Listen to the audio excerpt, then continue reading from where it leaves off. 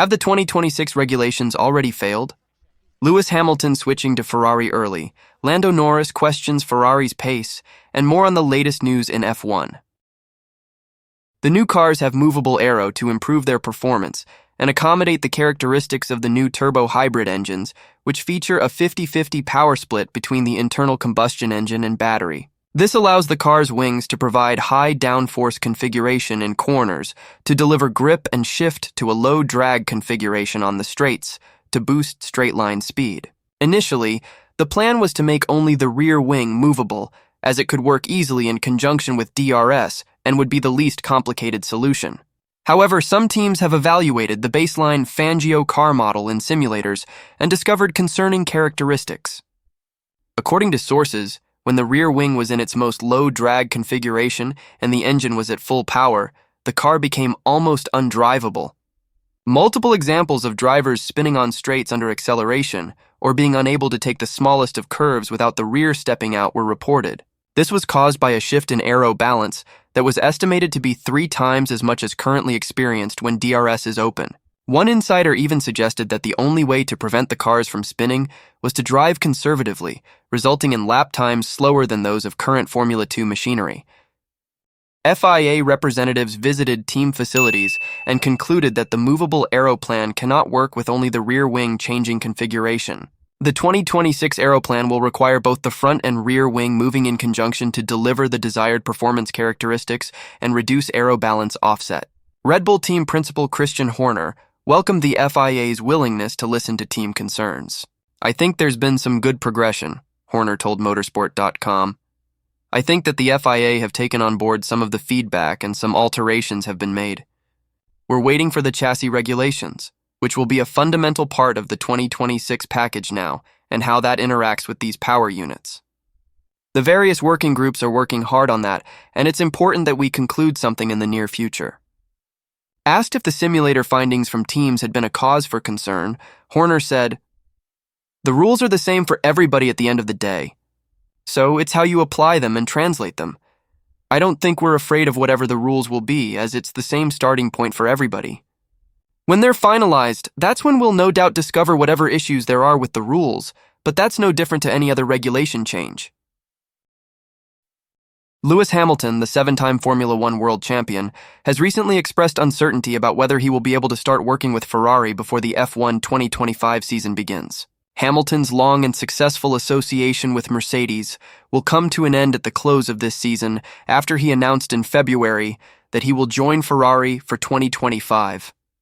This announcement caused a stir in the F1 world, coming just 5 months after Hamilton had signed a new 2-year contract with Mercedes until the end of 2025. Although Hamilton's move to Ferrari has been confirmed for 2025, he faces the unusual prospect of having to spend the entire 2024 season at Mercedes in the knowledge that team and driver will soon part ways.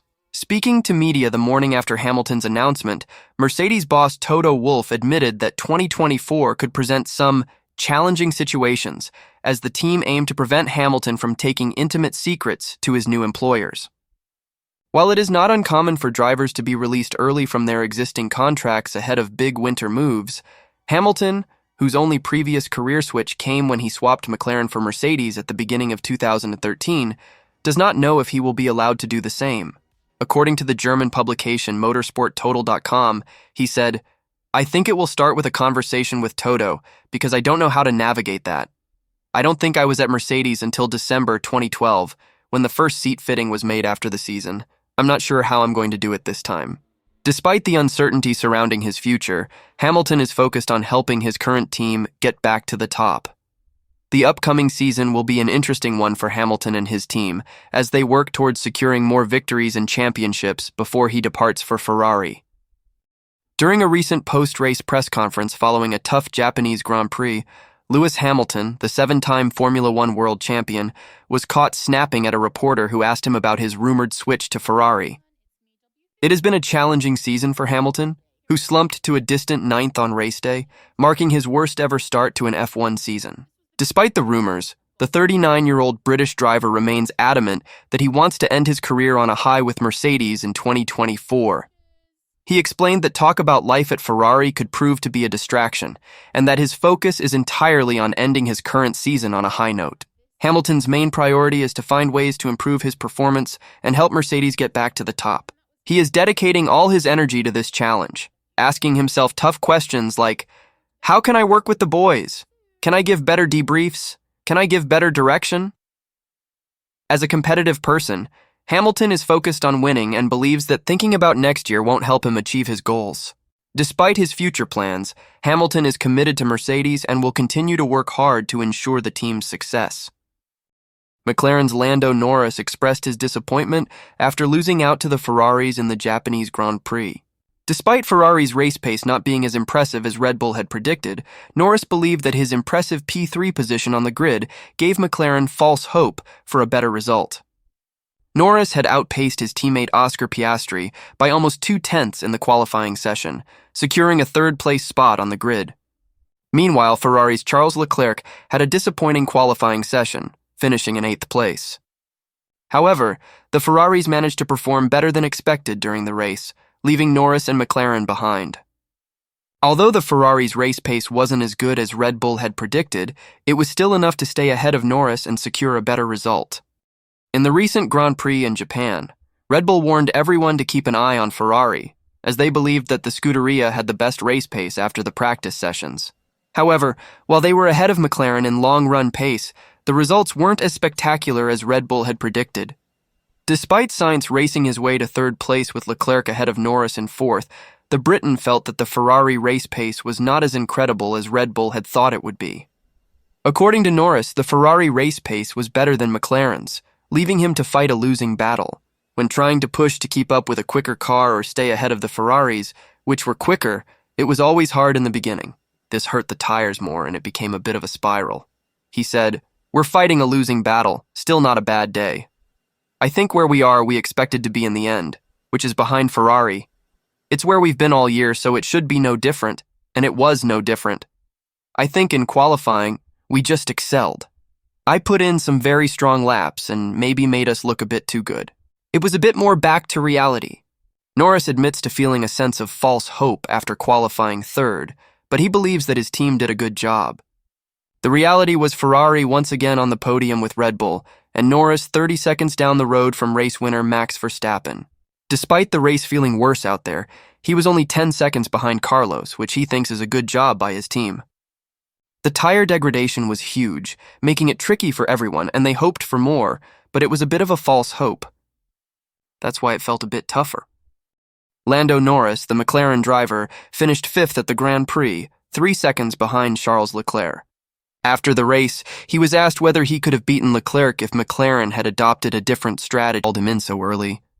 McLaren apparently wanted to cover off George Russell instead of focusing on Leclerc. Norris said he did not know why he was called in so early, but followed the team's instructions. He suggested that the team should review their strategy. He stated that they did what was best at the time, but it is always difficult to know.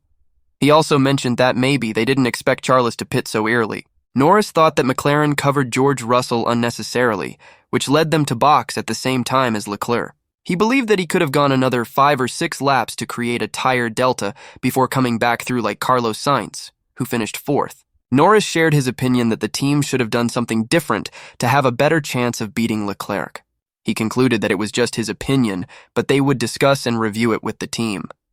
Charles Leclerc is aware that he is considered a very fast driver in qualifying, but he believes that this aspect of his driving has been causing him problems. During qualifying at Suzuka, Leclerc was left confused when he only managed to secure the 8th starting position on the grid. However, during the race, the predicted speed of the Ferrari was evident as Leclerc fought his way to a 4th-place finish, following teammate Carlos Sainz across the finish line. Leclerc warns that he is getting better quickly and has identified the issue with his qualifying. Although Leclerc described his pace and one-stop strategy at Suzuka as amazing, the impact of his performance was limited due to his struggles during qualifying. Leclerc believes that he must improve his outlaps to address this weakness. After the Japanese Grand Prix, he told Sky F1 that, as a driver, you always have to take a step back and look at the weekend as a whole. He also mentioned that one of the things they could have done better was how they prepared the tires for the qualifying lap. According to Leclerc, he was happy with his lap, but he didn't have enough grip available. This was mainly due to the lap before, where he attempted to get the tires in the optimal range. Starting in P8 put them in a difficult situation for the rest of the weekend. Despite the amazing strategy, tire management, and pace that they had, it was not enough when starting from such a low position. Leclerc said that normally he doesn't have to focus on qualifying pace because it's one of his strengths, but in Australia and Suzuka, he has struggled, so he will focus on improving that aspect of his driving. He added that when he works on something, he usually gets better quite quickly, so he is confident that he will make improvements soon. Throughout his career, Leclerc has always been known as a very fast driver in qualifying, not so much in the race. He said, "I think this year I'm not doing something crazy different. It's just that we have a car that is much better in a race, that is much nicer on its tires. We've been working on that, and we think that we understood the direction in which we need to go to with the car in order for us to have an easier life in the race. So this year I think we are seeing steps forward. But this shouldn't hurt our qualifying performance, so I don't think this is related to my struggles in the last two qualifying. I think that's more me and the way we are building the temperature in the tires on the outlap, and this I will look into it and try to understand what I can do better." Leclerc has secured his seat as the Ferrari driver for the next season, while Sainz has all but lost his spot to Lewis Hamilton for next year, even though he has shown more skill than Leclerc in the early stages of the season, maintaining his 100% F1 2024 podium record at Suzuka. Leclerc complimented his teammate, but stated that he can quickly improve on his own shortcomings. Leclerc believes that Carlos has always been a strong contender, and while he may have been stronger in some races, Leclerc was stronger in others. In the last two races, Sainz has performed better, and Leclerc acknowledged his efforts. Leclerc is aware of his weaknesses and is determined to improve, especially in qualifying. He firmly believes that his performance in the race is strong and that he needs to work on qualifying. Max Verstappen's DNF in Australia gave Sainz the opportunity to win, but in Japan, the Red Bull team was back in form with a 1-2 finish. Leclerc concedes that Red Bull is currently out of reach, but he remains optimistic about the development of their car and believes that they can take them on in the future. Ferrari has been doing a great job of maximizing their points, and with upgrades, they hope to challenge Red Bull and maybe even fight them for the World Championship Constructors at the end of the year. But I think realistically for now, it's a bit too optimistic. But we are not going to give up. We will keep focusing on ourselves, keep maximizing the points as we've done in the beginning of the season. Red Bull's lead over Ferrari in the Constructors' Championship stands at 21 points heading into Round 5 of the F1 2024 campaign in China,